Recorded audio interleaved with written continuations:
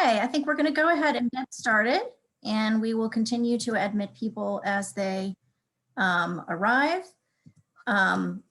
Welcome, everybody. I am Sharon Reed. I am the Programs and Events Coordinator for the Hood Museum of Art, Dartmouth. And welcome to this virtual Conversations and Connections. Used to be different, now it's the same. The post-pandemic makeover of museums.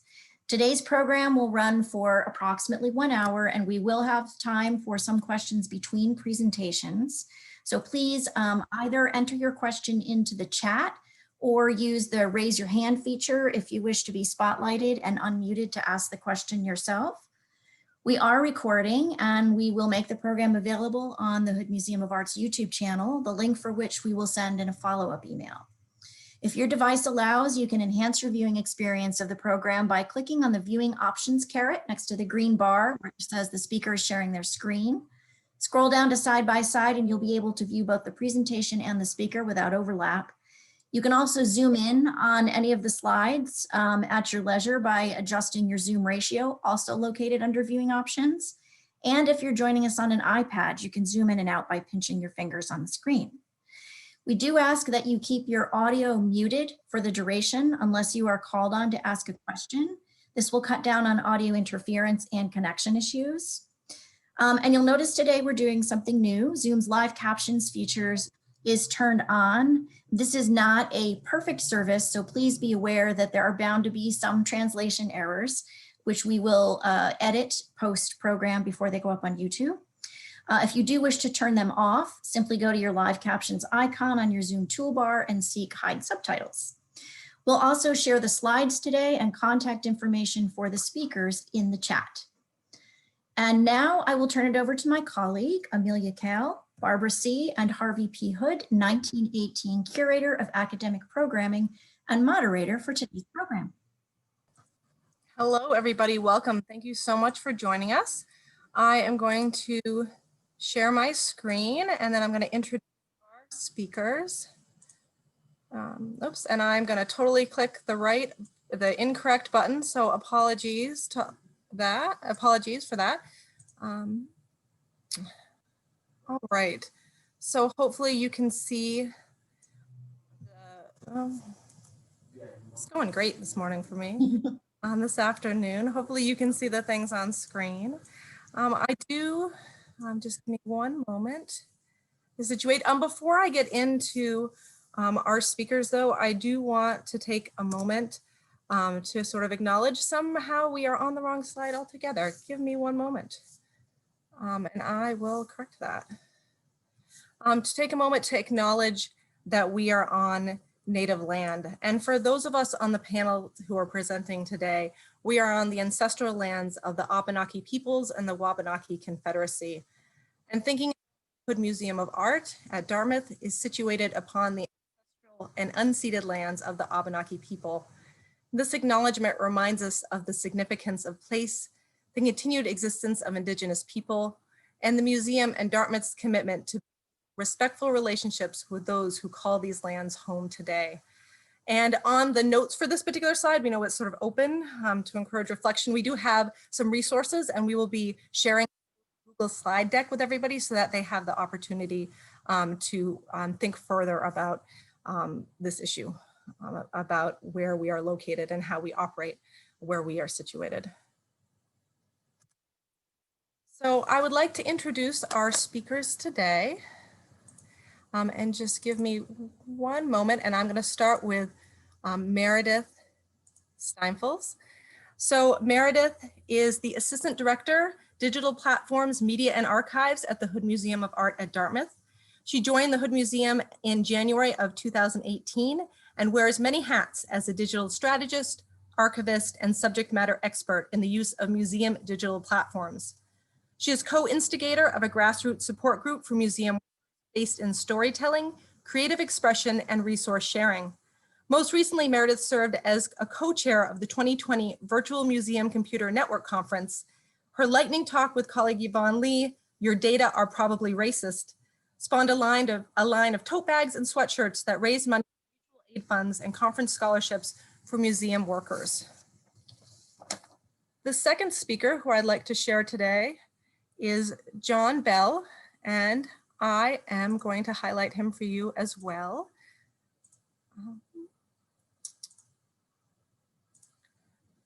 John Bell is Director, Data Experiences and Visualization Studio, also at Dartmouth.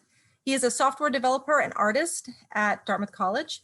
His work there includes acting as Director of the Data Experiences and Visualization Studio, Associate Director of the Media Ecology Project, Manager of Dartmouth Research Computing's Digital Humanities Program, and teaching as a lecturer in film and media studies. His research focuses on collaborative creativity and has produced everything from utilitarian semantic web publishing platforms to aggressively useless installation art, which as a museum professional, I deeply appreciate. In addition to his work at Dartmouth, he is assistant professor of digital curation at the University of Maine and senior researcher at the Stillwater Lab. And our third presenter this afternoon is John Ippolito. And John is a new media artist, curator, and educator whose work aims to expand the art world beyond its traditional confines. As an artist, he has exhibited at the Walker Art Center and ZKM Center for Art and Media, Karlsruhe, Germany. As a curator, he's curated 2 shows at the Guggenheim, including Virtual Reality and Emerging Medium. And as a professor of new media, he founded the University of Maine's graduate digital curation program. He has published widely, including 2 books, At the Edge of Art and Recollection, Art, New Media, and Social Memory. In numerous presentations, he speaks out on copyright maximalism, academic insularity, and technical obsolescence. So thank you to our 3 speakers for joining us here this afternoon. And we are going to start with John Ippolito. Hi, everybody. John Ippolito here. I couldn't resist making this meme a few minutes ago to load up to the slide deck. And I'm trying to, I'm doing that because I want to think about the ways that we can imagine harnessing the power of digital communities and their enthusiasm for museums, because museums are in a tough place, right? Our galleries are shuttered, the travel to our cities is choked off. The pandemic has people worried about being in public spaces and seeing artwork in the flesh, alongside other things in the flesh that might infect them. So what do we do about that? Well, there, as you know, has been a renewed interest in inventive ways of representing the space of our museums in a smartphone screen or a desktop computer or even a virtual reality headset.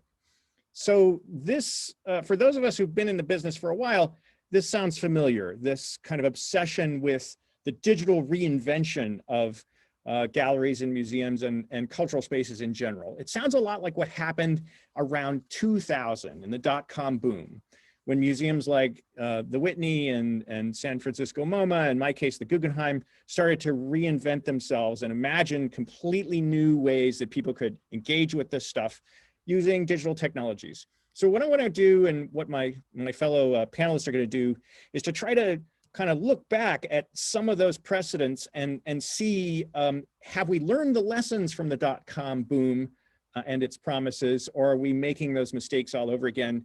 And or are there new things that we've been exploring that are different than the way things were 20 years ago? So let's start with better content. You can go to the next slide.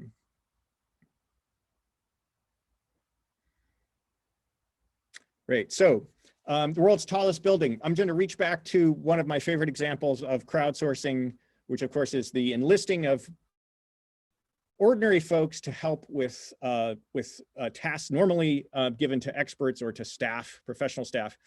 I'm going to reach back to the net art of the 1990s, where a lot of stuff happened outside of the realm of institutions that we might later look on as a model or consider to be examples of museum-like behavior. This is a particularly creative example, I think.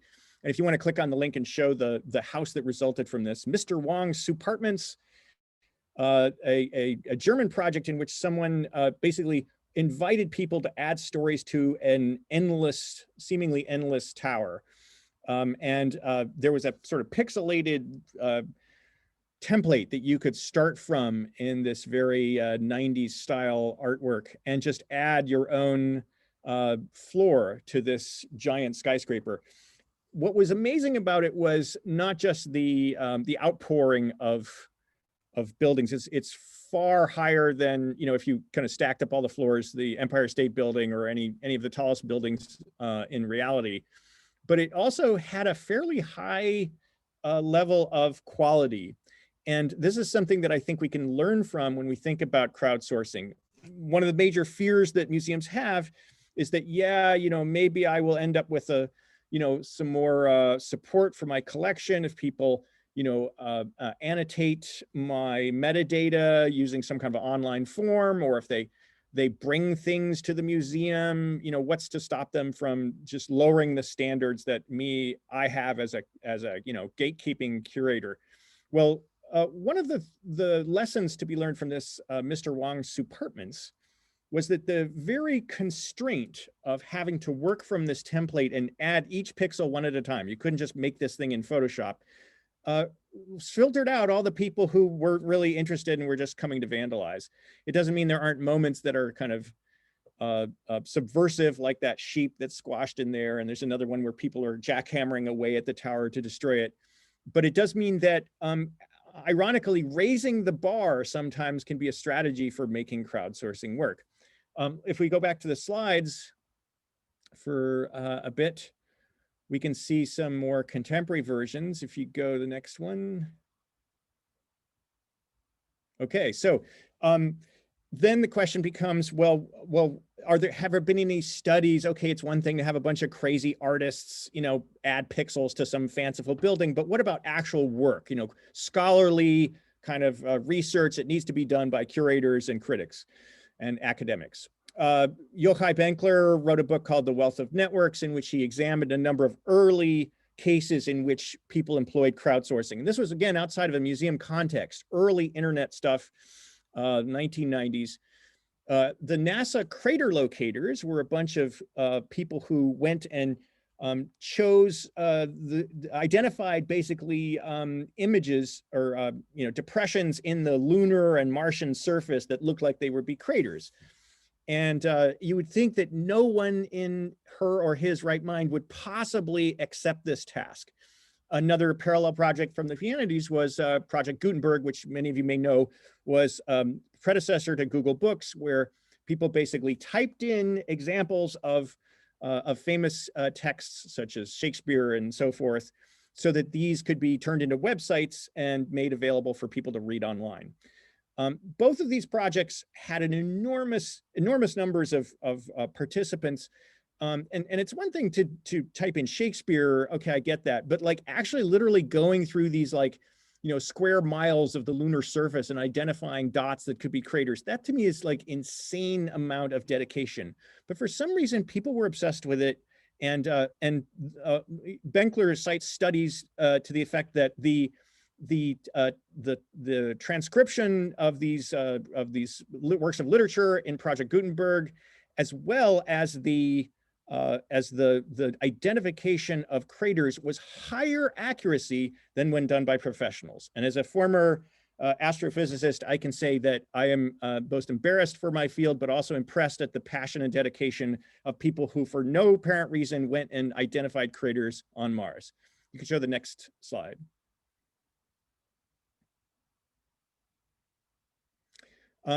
In the news more recently, the death of Flash. I'm sure many of you have seen these little pop-up things on your laptops that say, sorry, but you're going to have to deinstall Flash soon. Adobe's killing it because Steve Jobs killed it, because Flash kind of killed itself. Long story there, but suffice to say that for those of us who remember the glory days of web design in the early 2000s, when every site was suddenly liquid and animated, or played, you know, maybe your kids played Flash games from many of these online sites. It's kind of sad to see it go. Classic example of digital obsolescence. You know, a very popular platform lasting, you know, 10 years, if that. But again, crowdsourcing to the rescue. In this case, fan-led preservation, in which those aficionados, in this case, not of astrophysics or literature, but of video games, created their own emulators outside of the context of academic research or museum or official preservation channels, And those emulators are now used by online sites like the Internet Archive, Sewn It Right, to invigorate, resuscitate these Flash games. So you can actually go and play the animations that you might have known from 15 years ago. And I know my kids love it. It wouldn't exist if it was up to preservation professionals. It's really the amateurs who brought that to being. Next slide.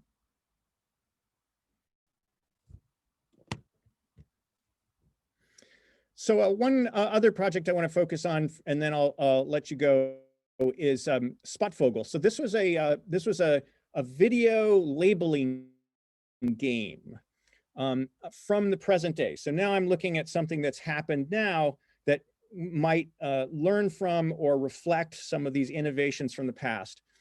The goal was here, it's one thing to sort of like take an image and correct a caption, or maybe even identify points on a map. It's a different thing to sit through an entire video. It takes a long time, and for curators and other staff at cash and personnel strapped museums, crowdsourcing is one way to think about, like, how do I categorize all these videos?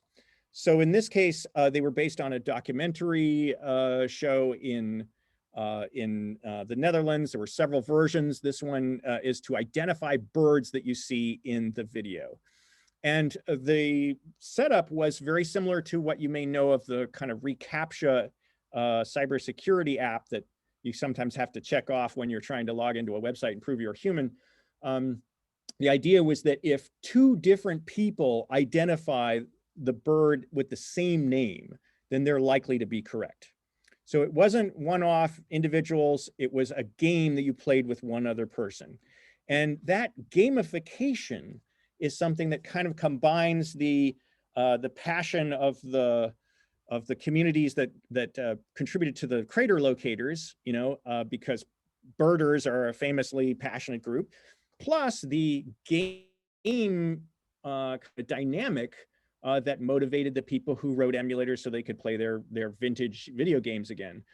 And I think the unity of those two features made Spotvogel especially successful. There's some other things to be learned from Spotvogel, though, and you can see that on the next slide.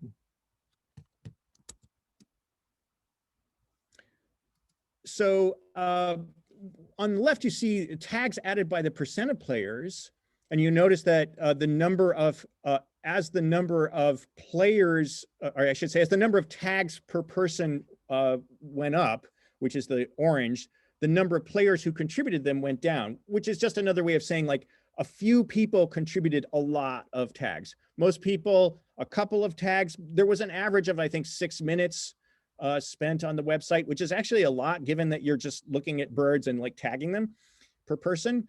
But the average person contributed, maybe 10 tags. And then once you got to maybe the top 10%, they had 100 tags. And then the top, 1% had thousands of tags. And then there were some people who just churned out tags, thousands and thousands of tags. We see this dynamic in a lot of participatory systems today. You notice that, for example, I just saw that Wikipedia had the billionth edit like this week in the English language version. That's an extraordinary number of edits, but it doesn't mean that they all, of the whatever 7 billion people on the planet, 1 in 7 has contributed to Wikipedia edit. No, there's some people who just are much more dedicated to the community and contribute more often. You'll also notice, though, on the right, that when those bird videos that had the most tags didn't necessarily have the highest accuracy. In fact, sometimes it was just those that had fewer tags. So your goal is not necessarily to get as many people tagging as possible if you're interested in accuracy. However, that might not be your goal. And Johan Oman, who worked on Spotvogel, says the main goal of crowdsourcing is actually not to get help with your collection. It's not to get perfect metadata. It's really to engage your public. And that is a goal that is increasingly important in the time of the pandemic. I'll just show one more slide, I think, which is for those of you who want to get involved in crowdsourcing, like, hey, I've got this collection, I have no idea how to even get started. Here are two applications that do kind of like a low-hanging fruit version of crowdsourcing, which is just transcription, right? Like I've got stuff on the left from the page, is a paid service, but it has a free tier where you basically, give someone a manuscript, handwritten letter, back of a photograph, whatever it might be, and then ask the world, the universe, the internet to transcribe it. And on the right, Scripto is a more sort of versatile plugin for Omeka, which is a popular museum collection service. And this one basically adds a wiki onto your collection so people can add all kinds of different data. But those are two places that you can play around with crowdsourcing. And I welcome questions about how to make better content through crowdsourcing. Great, thank you, John. Meredith, do you have a response or should we take a question from the audience at this point? Let's go ahead with audience questions. Great, so if you have a question, you can put your question into chat, and if I can find you, I will highlight you. If you don't want to be spotlit, leave your camera off and I won't spotlight you.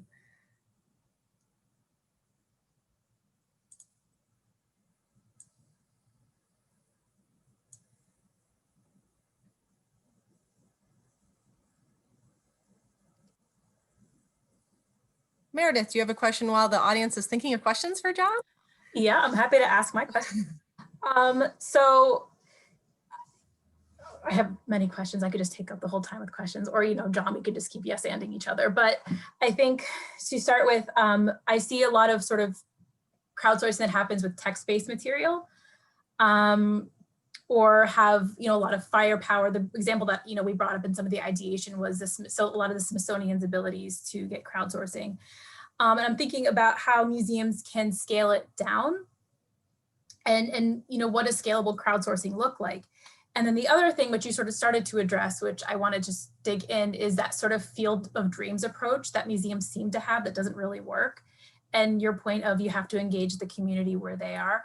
So is there anything sort of weird or out there that you think of that you love, and that aren't necessarily just text translations? Like, again, Smithsonian had people tagging contraceptives, which I thought was a really cool. Yeah, yeah, that's a great example. Just briefly, I would say that although this doesn't work during the time of the pandemic, because, let's face it, well, okay, two examples. One, a pandemic-friendly one and one not. The pandemic-friendly one is, I almost put a slide up of all those fabulous examples of people posting on Instagram and elsewhere where they recreate a painting in their own backyard or their living room or something with their cat. So it's a Madonna and child, but it's like a woman with her cat and she's wearing a tablecloth instead of a shawl and so on. And those are fabulous. They're great examples. It's so easy to do if you just put a page full of paintings on your front page of your museum and say, hey, recreate these at home and use this hashtag and we'll feature you on our social media. That's super low hanging fruit, no words, for a very visual person. The other example, it's not pandemic friendly, but that I also really love is there was a museum, I'm trying to remember which one in England, that did an exhibition about World War I. And they asked people from the community to just bring in an object from that period. Didn't have to be, a weapon or unexploded bomb. It could be like just some letter that, their relative wrote or some clothing of the period.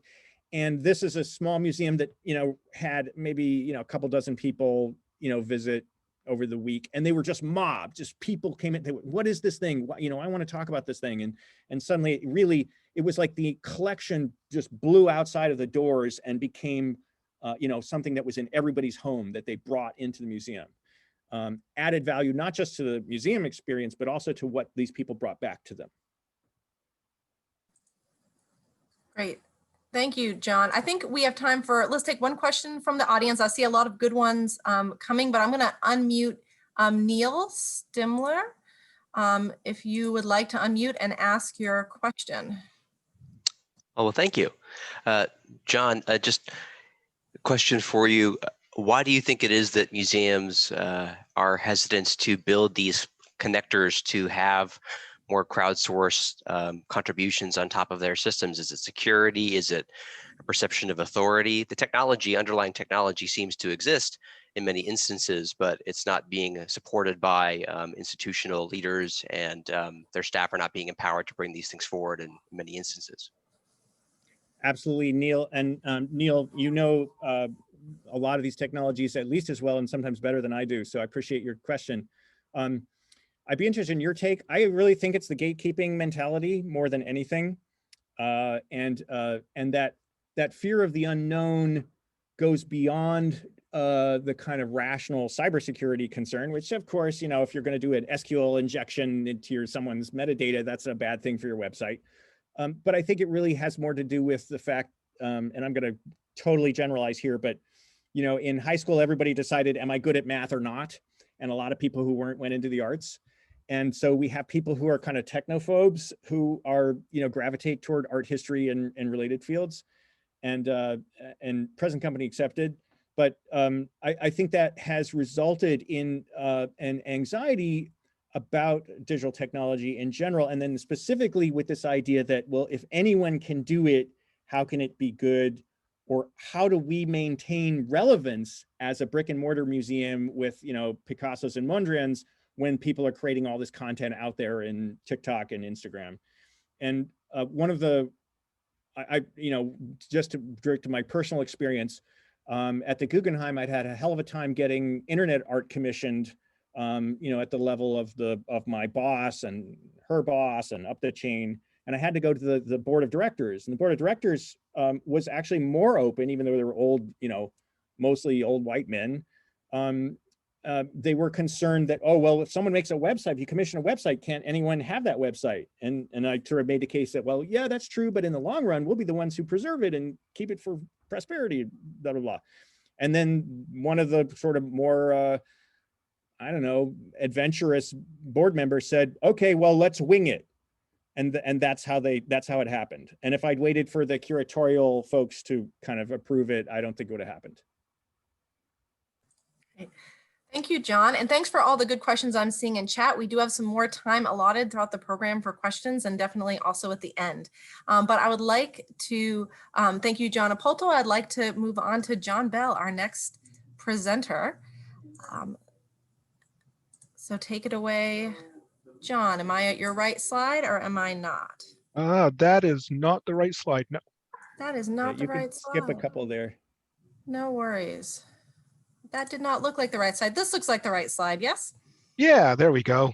Excellent. Thank you very much. So yeah, to follow up on what John was talking about in terms of looking back at the history of what we've done and where we've been and trying to figure out where that might send us. I want to talk about access a little bit, and particularly what digital access to museums looks like. If you can go to the next slide, we will start way back early web era, 94, when Web Louvre was created. This was an independent site, which is why it was sued until it had to rename itself Web Museum. But its intention was to put artwork out there for people to see. The fact is that when this was archived, the copy that you're looking at now was originally archived in 1996, I believe, and carried forward. The technology was allowing people to now go out and see things, to access information, but we weren't really putting it together in ways that were really supportive of narratives and curation, things like that. That doesn't mean that base access wasn't good and helpful. If you go to the next slide, you'll see that the, whoops, we don't have, oh, there we go. You'll see that on the left, this is the image of Mona Lisa that was in Web Museum in 1994 originally. The modern day Louvre site doesn't even give you as high a resolution image as the one from 1994 that was unofficial. You can say, the color is different and image quality is perhaps better on the new one, but the resolution is lower. I think that this is really starting to show that a lot of museum sites haven't moved beyond that base mechanism. A lot of them are based on what I would think of as a sort of database collection or aesthetic, where it's a list of artwork objects that have a certain set of properties associated with them, and you just choose a property and start browsing through them.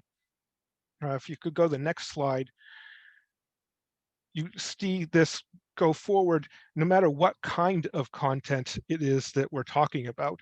So the Museum of Other Realities is a project that's really great. It's got lots of interesting content in it, virtual reality artworks. You can download a application to browse through them on your VR headset. On the website, they're represented essentially in the same way as the artworks on Web Museum or the official Louvre website were. It's still very much that object-oriented nature. You can do a little bit more with it than just that, though. If you go to the next slide, the Smithsonian is starting to go in a direction where, okay, we'll give you objects, but we'll at least give you the freedom to play with the objects a little bit. We won't restrict you to the images that we've taken and put up as a canned resource. So the Smithsonian, for some of the objects in their collection, are starting to release 3D models of these artifacts.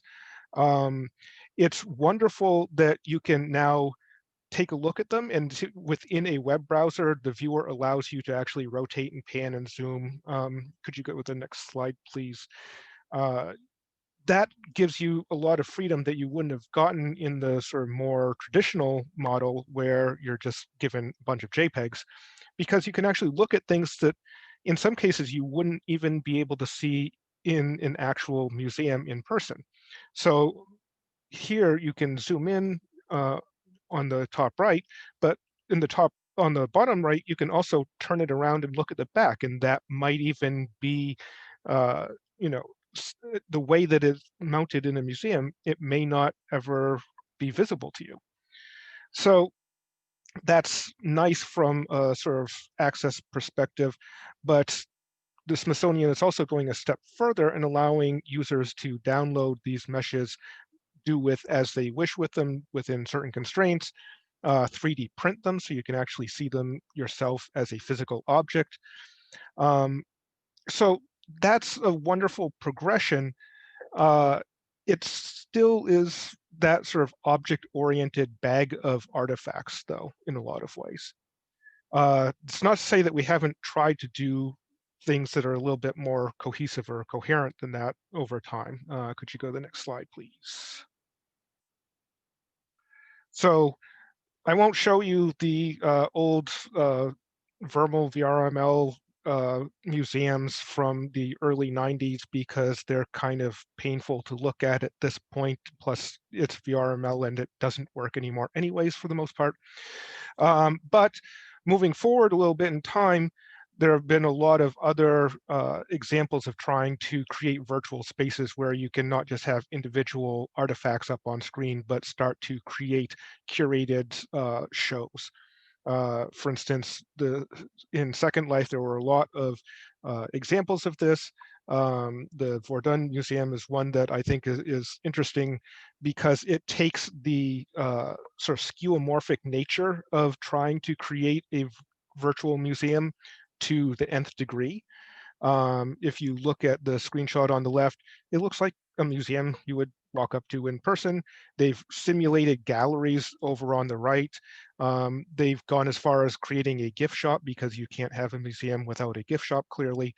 The question that I would have, though, is this skeuomorphism actually helping access, and is it actually helping present the work in the best way, or is it what we're defaulting to because that's what we know from the real world? If you go to the next slide, another example of this is if you go into a relatively new platform, at least compared to Second Life, Mozilla Hubs, there are a number of these little pop-up, we'll call them museums, galleries, something to that effect, that are in there. This one I really like for the name, if nothing else. It is the Museum of the Fossilized Internet. You can go into this with up to 20-ish other people and walk around inside of a room to participate in the artwork. I'm specifically saying participate there because within hubs, you have all of the tools necessary to create just like you would in Second Life, but you also have tools that allow you to essentially clone models across different platforms and across different environments and rooms. So the openness of Mozilla Hubs is another step in the direction of transforming away from that model of putting objects up on websites and hoping for the best. Next slide, please. There's a tendency to blame this, or maybe blame isn't the right word. No, we'll go with blame. To blame this progression of access on a progression of technology. That's true maybe to a certain extent. So you can see over on the top left here, Sensorama was a very early prototype of what might now be called a virtual reality device. And we've tried this many times over the years. We've thrown Virtual Boy in there. Nowadays, it's considered a relatively cheap headset to buy with the Oculus Quest, which is a couple $100 to give you a relatively high quality experience. I would argue, though, that for our purposes, the technology that's important, yeah, okay, the output technology is, but it's really the technology that's used to create the experiences for people. So the bottom row of images are how you create for each of these platforms, other than the Virtual Boy that we don't talk about. If you really want to, there's something called the Virtual Boy Sacred Text Scroll that will explain to you exactly how you create content for it. Suffice it to say that it's way more time than we have right now. But because we now have tools for creation as much as consumption, we're able to throw the doors open a little bit. If you could go to my next slide, please. I just want to finish up with this project that we've been working on here. Carol Kawiaka, who's an architect and artist who teaches here at Dartmouth, had this idea that she wanted to explore the Las Meninas painting and try to answer some of the questions about how space works within it, because there are some sort of odd things going on in there. Once you free up the tools of creativity a little bit, you're able to do things like recreate this space in 3D and then allow people to jump in and walk through it. So she sort of planned this out. We helped her create this. And now if you go to that URL down at the bottom, you can go into Mozilla Hubs with a bunch of other people and wander around inside the painting to see what's going on. This is not only now taking going from a sort of object-oriented view of museums to a more cohesive view, but it's turning the artwork themselves into locations for experimentation and for discovery and labs in their own right. There's a lot that can be done with this in the future. I think that it's really just a question of trying to understand what it is that we want to do. Is the goal of the museum to be a collection of objects, or is the goal to put these things out in the world for people to explore in their own way? Great. Thank you so much, John. In order to keep us on track, I'm going to invite our third presenter, Meredith Steinfels, to start, and then we'll take everybody's questions at the end, just so we don't end up cutting Meredith's part.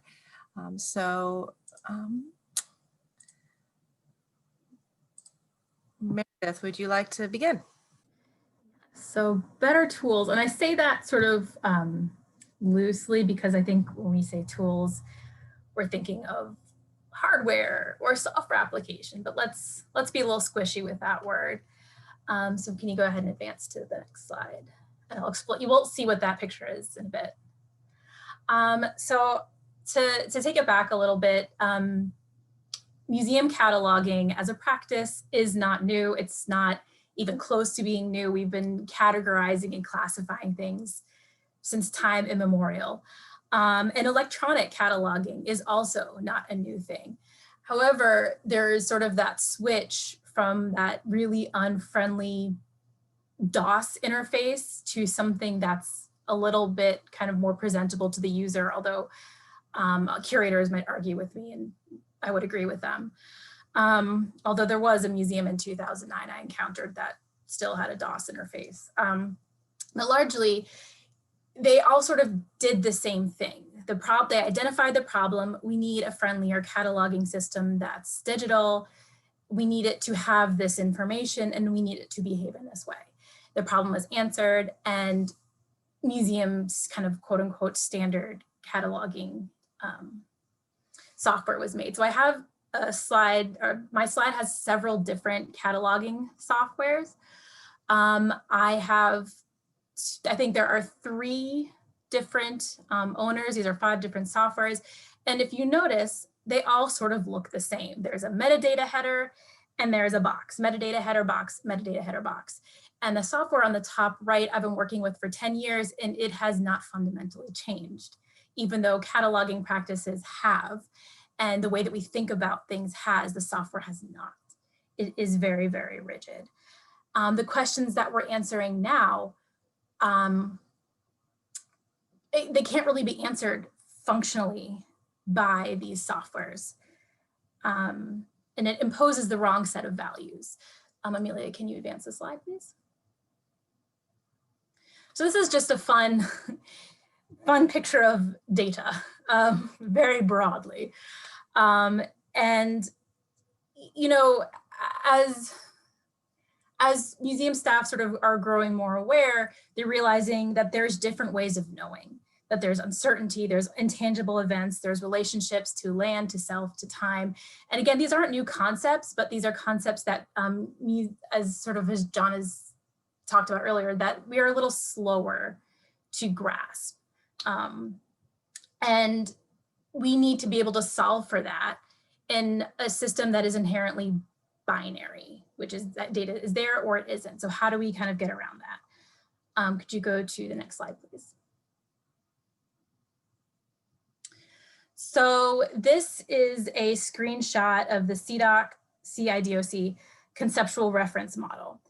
And it sort of seeks to allow for things like uncertainty and sort of these crazy relationships by creating a system for these multitudes between disparate entities, capturing the event and the object. So in this slide, this is Johann Winkelmann in his relationship to Laocoon and Sons. All of these sort of different boxes represent that relationship. So just very quickly, Laocoon was a Trojan high priest, and the god sent giant serpents to attack him and his sons. And for those who have not seen the artwork, it's brutal, but to Winkelmann, he thought it was the epitome of beauty. And I really apologize to any classical scholars in the audience for my sort of dumbing down of that explanation. But the point is that CIDOC tries to explain that, but the thing is it's high concept, and it's, you know, unless you really have the appetite to go down that wormhole, it's not necessarily an accessible way, and nor does it necessarily fit into these sort of very tightly created systems. So go ahead and advance the slide. So those of you who know me know I evangelize a lot about open data and openness. And so again, not something new, but you know, sort of these shortcomings of these very rigid softwares are being amplified as everybody is forced to use them now. Curators and other museum staff who usually were physically present and could access the collections physically or access the object files in paper or their own notes at their desks, were now forced to use these systems that don't think like they think and are less organic. And so enter the open community, open access, open data, open source, looking at shared governance models and ceding authority to the collective. And, you know, these standards and these enterprise tools that were developed don't necessarily harness that. So I don't have an answer as, oh, we should use this tool, but I do want to spotlight a few that were developed for and by the community, because I want to talk about openness. So the first slide here is a IIIF viewer. So IIIF stands for International Image Interoperability Framework. And it was created for and by museum workers as, and it's free to use, it's free to adopt, as a way to basically view artworks. You know, and if you notice, you have 4 viewers in this screen. 2 of them are looking at these mermaids with bifurcated tails, but you can zoom, you can compare, you can suddenly manipulate and use and look at art in a new way. And all you have to do is open up part of yourselves. And you can pull in, you know, artwork from other people's collection. And in this case, in Bellissima, you know, you also have the data that's open as well. So go ahead and advance the slide. Another example in the wild is Harvard Art Museums. A lot of art museums are adopting sort of IIIF compliant viewers in their websites. And then what you end up having is this really sort of beautiful interaction with the texture of an object that you wouldn't normally have. So on the left is some bobbin lace, and on the right is with the IIIF viewer, I'm able to see the individual's linen stitches in this bobbin. And again, it's just a very simple, we're adding this one level of compliance. And now anybody who has their own sort of compliance software can now access this. And the end user, you, me, anybody can also access this picture. And then go to the next slide. The other thing that I wanted to spotlight were Indigenous knowledges. The Reciprocal Research Network in particular is an open data community developed by the Musqueam Indian Band, the Stolo Nation and Tribal Council, the Umista Cultural Society, and the Museum of Anthropology. And it is an open data community for and by Native Americans and Canadian First Nations in the Pacific Northwest. And what it allows people to do is add content, but then what it also allows descendant communities to do is access that content, talk about that content, and contribute to that content. So there was a slide earlier that I apologize for that was up at the beginning, could also be here, but it shows what happens when your data is open. It shows what happens when you're willing to bring your information out, which is one of them was somebody correcting. I think it might have actually been this. If you look at the title, somebody called it an eagle sculpture. Somebody else, I believe, actually said, no, this is a thunderbird. We've had, you know, you see in Reciprocal Research Network, people identifying themselves as the artist. Oh, I painted this totem pole. Somebody else noted that a mask belonged to their great uncle. So again, this sort of allowing for different ways of knowledge is happening outside of the database, and also creating more and more levels and layers of access. Can you advance the slide? The other thing is traditional knowledge labels. These were created by Local Context, which was founded by Jane Anderson and Kim Christian in 2010. And this is, I'm going to read just from their website, which is the primary objectives of Local Context are to enhance and legitimize locally based decision-making in Indigenous governance frameworks for determining ownership, access, and culturally appropriate conditions for sharing historical, contemporary, and future collections of cultural heritage and Indigenous data. Local Context is focused on increasing Indigenous involvement in data governance through the integration of Indigenous values into data systems. And so what these labels do is they allow for Indigenous and descendant communities to express the conditions of use of an object. You know, this object, use it for sharing, use it for teaching. This is what it's made for. And then you see there's a whole host of them. So I believe that ours that we had on the slide was the outreach one.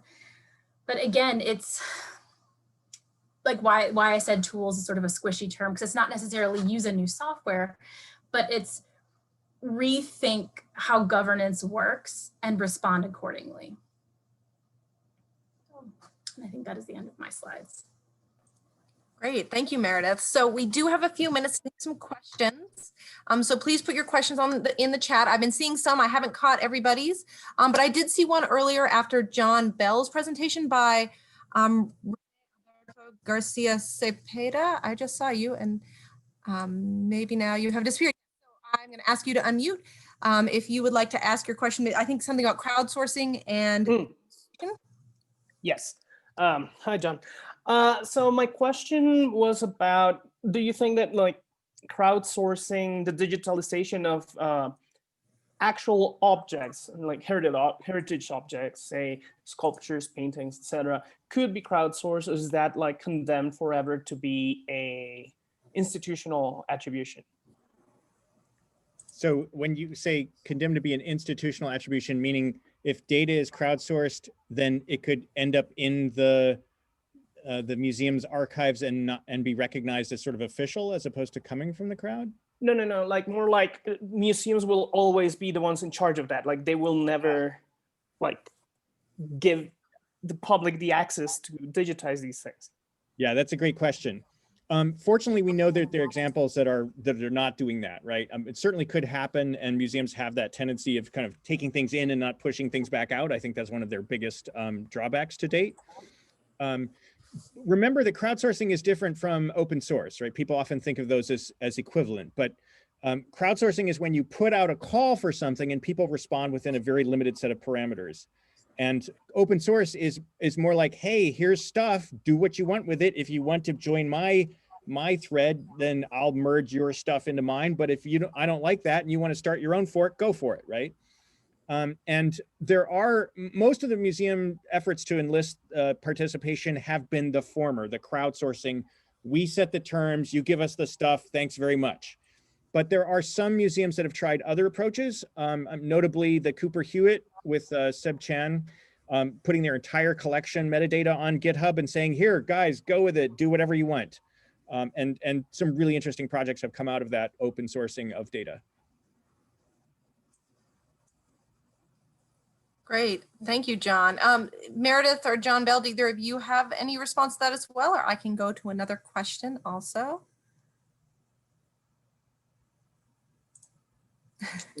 Quite a few questions in there I'm looking at.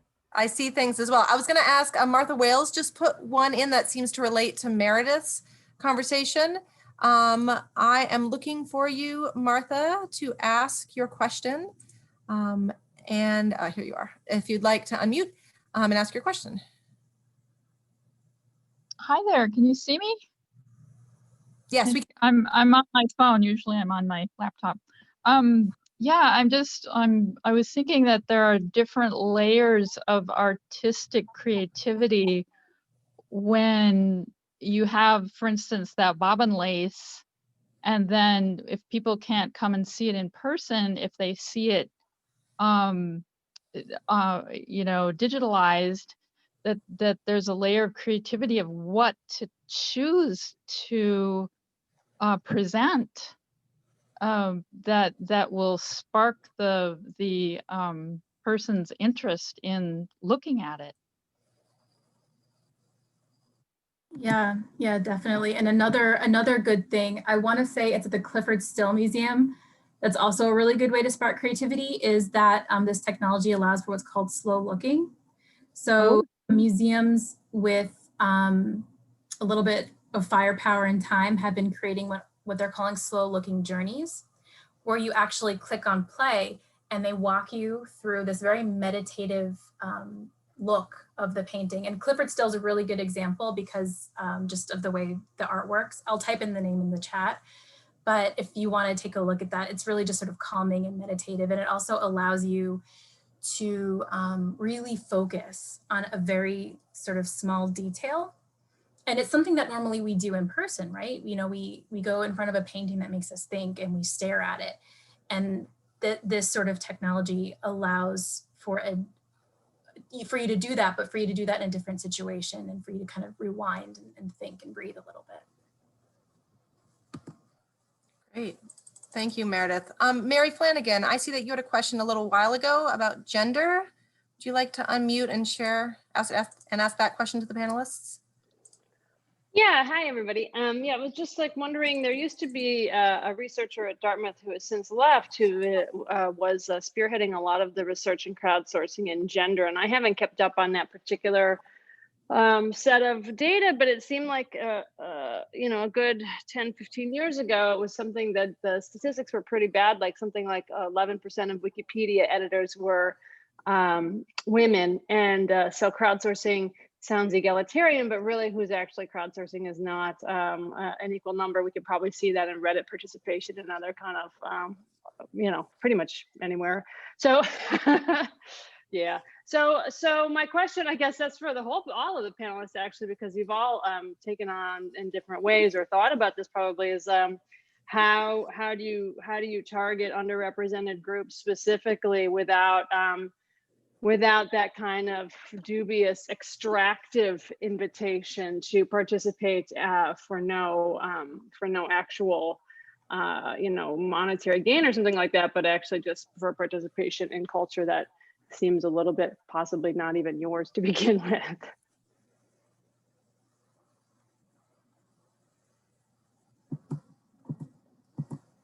I can't figure out why my camera keeps going off, but I was going to say that I wouldn't ask for additional labor from an underrepresented community without compensation in the first place. That's like not a satisfactory answer, but if I'm going to go out of my way to say, I need you and I need your representation, I need your participation, then I'm going to need to come up with the funding. Right, but isn't it true that crowdsourcing imply? I mean, I've done a lot of crowdsourcing projects, so I implicate myself here. But like, you know, the question of unpaid digital labor is a large and interesting question. But if we think that, you know, something like Wikipedia is about participation or it doesn't exist, and majority of people participating are male, at least, you know, a while back, and you know, I'm curious to see if there's data on this. Like, it just begs a question about who is participating and who perhaps is already compensated in some other way by their participation. Anyway, it's perhaps it's a provocation, but you know, the data did show a very, very unequal gender split a while back, and I don't know if that many people are really even thinking about that. And yeah, the Art and Feminism Network is definitely doing that, but it's because of that data that we know to do it. Great, thank you so much, Mary. We have time for just one more question, and I know Lennox Ha had a question. If you would like to unmute yourself and ask your question. I just had a question when you talked about the Adobe software, and if you could go a little further on the significance of, I guess, the elimination of the software and why it's a significant transition in the digital media sphere.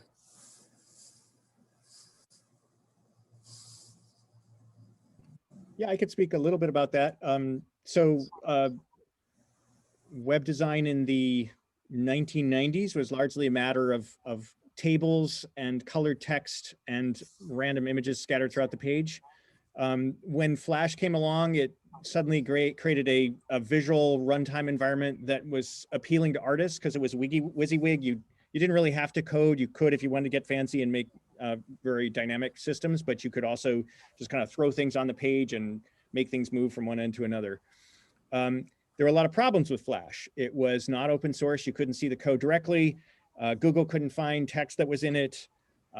It was a security hole and a memory hog and so on. I'm actually glad that it didn't dominate the web, as I was worried at some time. And HTML5 and JavaScript have done a great job of taking over from that. But what I think is sad is that perhaps because the artists no longer had a toolbox that looked like an artistic palette, web design has become incredibly sterile and uniform, in my opinion, over the last few years. Everything is a WordPress site with 100% width banners that you scroll through. And that's not, if you looked at the world of web design circa 2000, you'd see a dramatically more vibrant, diverse ecosystem than you see today. So I think the people that miss Flash so much are either the people who are really into dynamic interaction, being able to make that happen, or just the variety of different things that you saw online.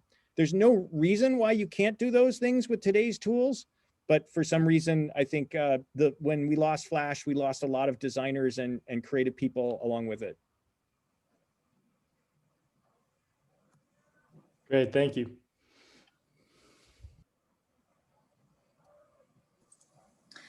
Okay, well, I want to thank everybody. Amelia, thank you so much for doing an incredible job moderating today.